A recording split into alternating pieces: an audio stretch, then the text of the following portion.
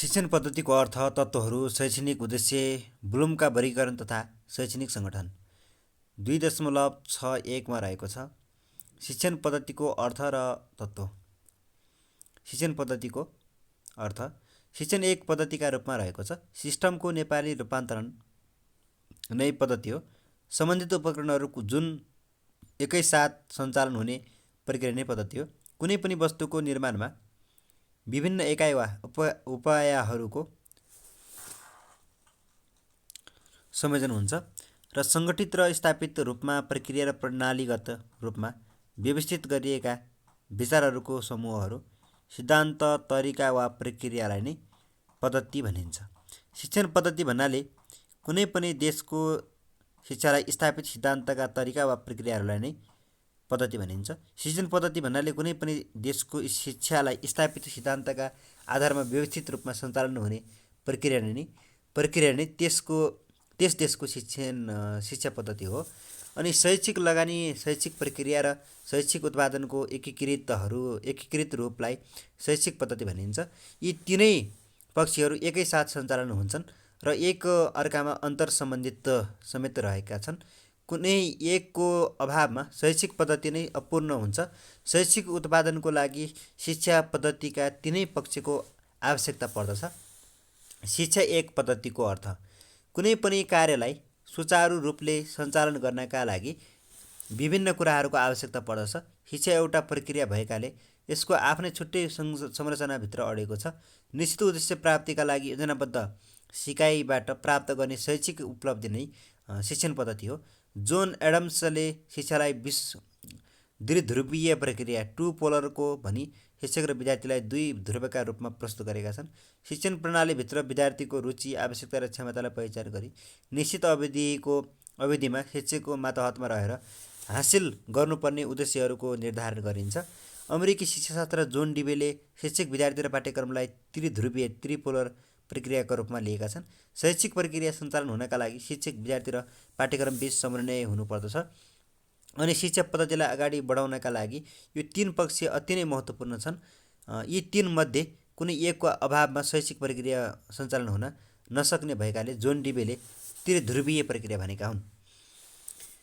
कुनै पनि देशको शैक्षिक प्रक्रिया आफ्नो राष्ट्रिय नीति तथा लक्ष्य तथा उद्देश्य, सामाजिक चाहना अनुरूप सञ्चालन भएको हुन्छ। तापनि यस प्रक्रियाको लागि आवश्यक कतिपय कुराहरूमा भने हरेक राष्ट्रबीच समानता देखिन्छ। शिक्षण एउटा प्रक्रिया मात्र नभई एउटा पद्धति वा प्रणाली पनि हो।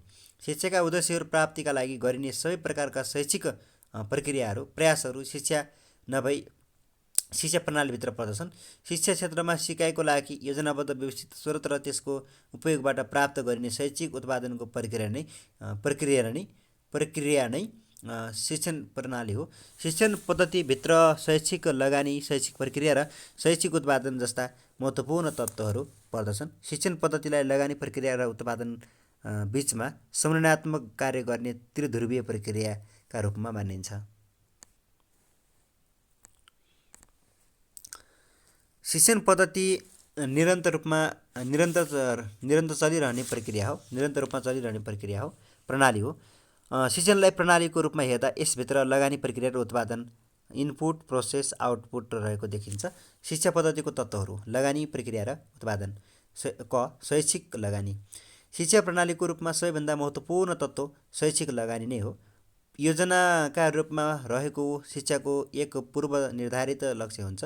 लक्ष्यहरू हासिल गर्न निश्चित प्रक्रिया अपनाउनु पर्दछ। यसरी शिक्षालाई एक उत्पादन प्रणालीसँग दाँच्न सकिन्छ। जुनसुकै उत्पादन प्रणालीमा निश्चित लगानी गर्नुपर्दछ। उत्पादन प्रणालीका रूपमा रहेको शिक्षामा पनि निश्चित प्रकारका लगानीहरू जुनसुकै उत्पादन प्रणालीमा निश्चित लगानी गर्नुपर्दछ। उत्पादन प्रणालीमा रूपमा रहेको शिक्षामा पनि निश्चित प्रकारका लगानीहरू रहेका हुन्छन्। यी लगानीहरू मार्फत नै शिक्षाका लक्ष्यहरूलाई प्राप्त गर्न सकिन्छ। लगानीको सफल कार्यान्वयनद्वारा नै आफ्नो पूर्व निर्धारित लक्ष्यसम्म पुग्न सकिन्छ। लगानीको अनुपस्थिति वा अपर्याप्तताले लक्ष्य प्राप्तिमा बाधा पुर्याउँछ र शिक्षाबाट अपेक्षित उपलब्धि प्राप्त गर्न सकिँदैन। त्यसरी लक्ष्य प्राप्तिमा लगानीले महत्त्वपूर्ण भूमिका निर्वाह गरेको हुन्छ र सामान्य रूपमा भन्दा शिक्षामा उपलब्धि प्राप्त गर्न सकिँदैन। त्यसैले लक्ष्य प्राप्तिमा लगानीले महत्त्वपूर्ण भूमिका निर्वाह गरेको हुन्छ। सामान्यतया भन्दा शिक्षामा गरिने लगानीलाई शैक्षिक लगानी भनिन्छ। शैक्षिक लगानी अनुरूप शैक्षिक उत्पादन हुन सकेन भने शिक्षाको उद्देश्य पुरा हुन सक्दैन। शैक्षिक लगानीभित्र पर्ने विभिन्न पक्षहरूको तल व्याख्या गरिएको छ। अमा रहेको छ शैक्षिक लक्ष्य तथा उद्देश्य, एजुकेसनल गोल्स एन्ड अब्जेक्टिभ। शिक्षाको प्राथमिक तहदेखि उच्च तहसम्मको कुनै एक निश्चित तह पुरा गरिसकेपछि विद्यार्थीले प्राप्त गर्ने अपेक्षित सिकाइ उपलब्धिहरूलाई नै शिक्षाको लक्ष्य तथा उद्देश्य भनिन्छ।